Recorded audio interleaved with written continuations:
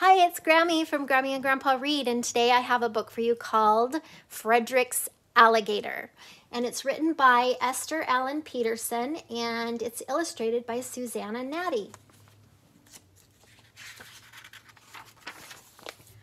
One morning, Fredrick said to his mom, "I have a pet lion in my closet. We are pals, and we will eat you up if you ever spank me." "Sure, Fredrick," said his mom. "Now finish your breakfast or you will be late for school." As Fredrick was leaving for school, he saw the mailman coming up the sidewalk. "I have a timber wolf in my basement," he said. "He likes to eat mailmen, so be very careful if you go to our house." "Sure, Fredrick," said the mailman. "Why don't you put his name on the mailbox?" Then Fredrick got to school. He said, "I have a grizzly bear in my attic. He can tear a man or beast into 100 pieces in just 1 minute." "Sure, Fredrick," said his teacher. "Now please take your seat." That day, on the way home from school, Fredrick went to the river to look for wild animals, but all he found was a dead fish, an egg sticking out of the mud, and an old shoebox. He put the egg in the shoebox and packed it with mud and leaves, and then he carried it home and hid it under his bed. Fredrick looked at the egg every day. One morning it moved and then it cracked. Finally it hatched. "Yonk, yonk," it said. When Fredrick put the alligator on the floor, it yawned and tried out its wobbly legs. Fredrick put the alligator in a pan of water, hid it under his bed, and went downstairs. "I have a baby alligator under my bed," said Fredrick. "That's nice," said Mom. "I hope your lion doesn't eat it." On the way to school, Fredrick saw the mailman. "I have a baby alligator under my bed." "That's nice," said the mailman. "Now your timber wolf has a playmate."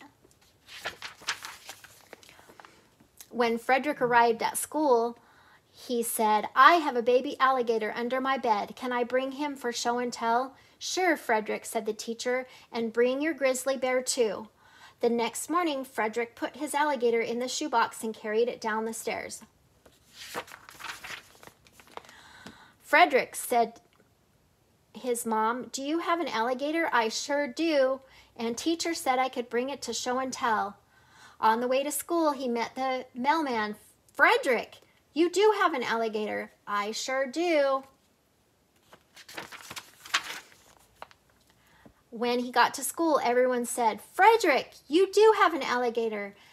That morning at show and tell, Fredrick said, "I found an alligator egg in the riverbank, and I took it home and put it under my bed until it hatched. He eats bugs, worms, and cat food." The teacher said, "Fredrick, please put your alligator on the back table with the science projects." At noon, the alligator was missing. The tadpoles and the silkworms were missing too.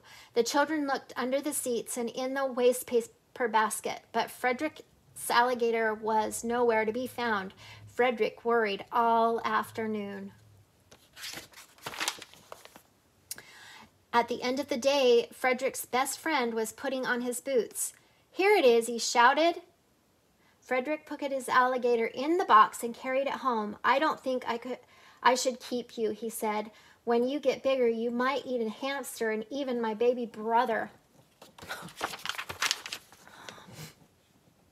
Fredrick tied his alligator to the tree in the front of the house, but no one wanted to buy it. It says alligator for sale, 10 cents. It looked like it said $1.20, $5 to start out with, then $3.50, then $1.20, then 50 cents. Now it's 10 cents. Not even the mailman, nor the neighbors, nor anyone on the street. Fredrick thought and thought. Then he untied the alligator from the tree and carried it back to the riverbank. "Goodbye," he said. "I thought you would be a nice pet, but I guess I'll stick with hamsters. maybe even white mice and garter snakes. At home, his mom didn't think there was a lion in his closet, but she looked away. The mailman wondered if there was a timber wolf in Fredrick's basement. And to this day, his classmates still wonder if there is a grizzly bear in his attic. But Fredrick won't tell. That's funny. I hope you like the book. Please